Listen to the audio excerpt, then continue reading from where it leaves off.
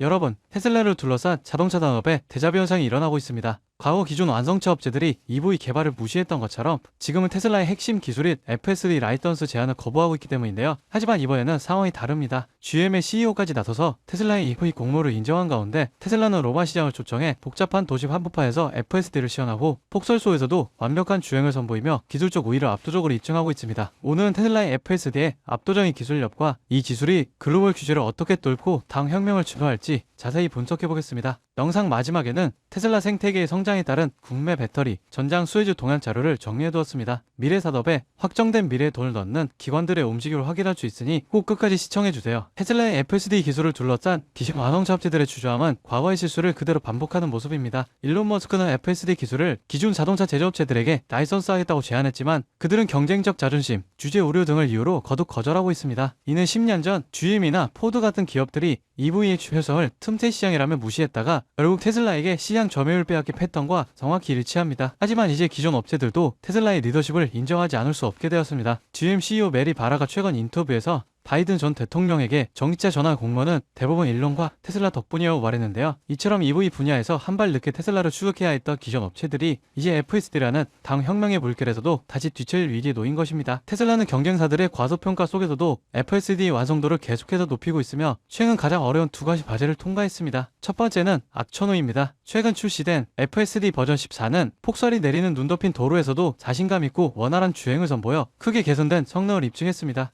이는 FSD의 고성능 하드웨어와 AI 시스템이 극한의 상황에서도 안정성과 정확도를 유지할 수 있음을 보여줍니다. 두 번째는 복잡한 유럽 도시 규제입니다. 테슬라는 내년 FSD의 EU 주재 승인을 추진하기 위해 로마 시향과 모빌리티 평가원을 직접 로마 시내로 초청해 시범 운행을 진행했습니다. 특히 이 시연에서 FSD가 기존 주행 방식 대비 심각한 충돌 위험을 최대 7배까지 줄일 잠재력이 있음을 강조했는데요. 기술의 안정성이 주재 당국에게까지 강력하게 어필되고 있는 상황인 거죠. 오늘 테슬라 FSD의 압도적인 기술력이 어떻게 경쟁사들의 역사적 과소평가 속에서도 실질적인 성능과 글로벌 규제 생인 노력으로 현실화되고 있는지 분석해봤습니다. 로봇과 AI가 바로 테슬라의 다음 주가 도약을 이끌 핵심 동력임이 분명해졌죠. 하지만 여기서 중요한 질문 하나를 던져야 합니다. 테슬라의 FSD 기술은 분명 미래지만 이미 주가가 너무 올랐다는 가치평가 리스크는 여전히 투자자들에게 큰 고민거리예요. 그렇다면 우리는 이 거대한 테슬라 자율주행 생태계를 어떻게 투자 기회로 삼아야 할까요? 정답은 이미 오른 테슬라가 아니라 테슬라를 뒷받침하며 훨씬 더 빠르게 오를 핵심 기술 기업에 있습니다.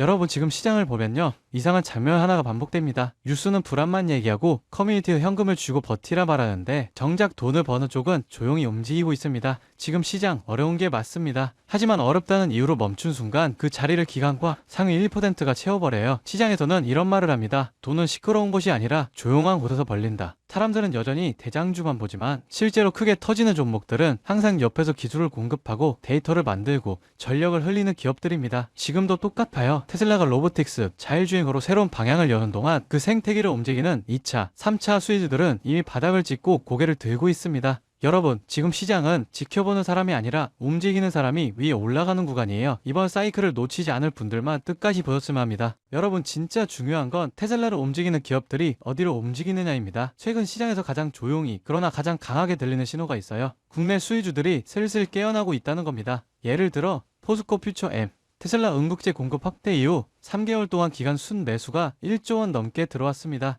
에코프로 BM은 전기차 침체 예의가 나오는 와중에도 테슬라, BYD, CATL의 생산량 증가 전망에 맞춰 실적 컨센서스가 다시 올라오고 있어요. LG 에너지솔루션, 테슬라 상하이 배터리 공급 확대 소식 이후 외국인 매수세가 다시 유입되기 시작했습니다. 이런 흐름은 보통 다음 사이클의 전조가 되죠.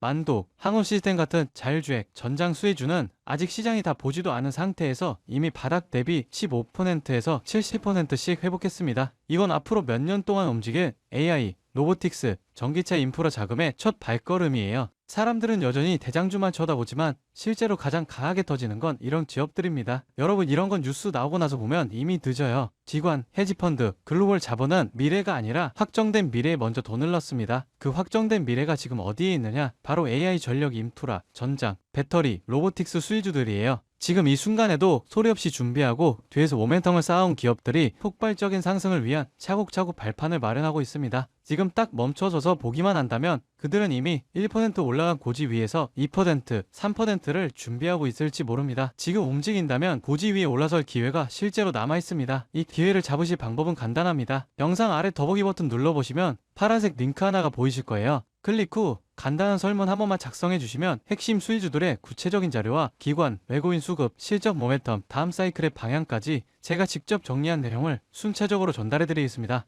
물론 금전 여부나 특정 종목에 강해왔던 건 절대 없습니다. 선택은 언제나 시청자분들의 몫이고 저는 시장을 읽을 수 있는 도구만 전달해 드릴 뿐이에요. 지금 시장은 기다린다고 기회가 오는 구간이 아닙니다. 준비된 사람만이 움직임을 읽고 다음 상승의 첫 파동을 잡아갈 수 있습니다. 제가 드리는 정보들은 그냥 가볍게 참고만 하셔도 되고 앞으로 시장이 어디로 흐르는지 체감하시는 데에도 충분히 도움이 되실 겁니다. 여러분이 시장에서 흔들리지 않고 꾸준히 이익을 쌓아가실 수 있길 진심으로 바랍니다. 오늘 영상은 여기까지고요. 구독과 좋아요는 큰 힘이 됩니다. 다음 영상에서 더 중요한 흐름으로 찾아뵙겠습니다.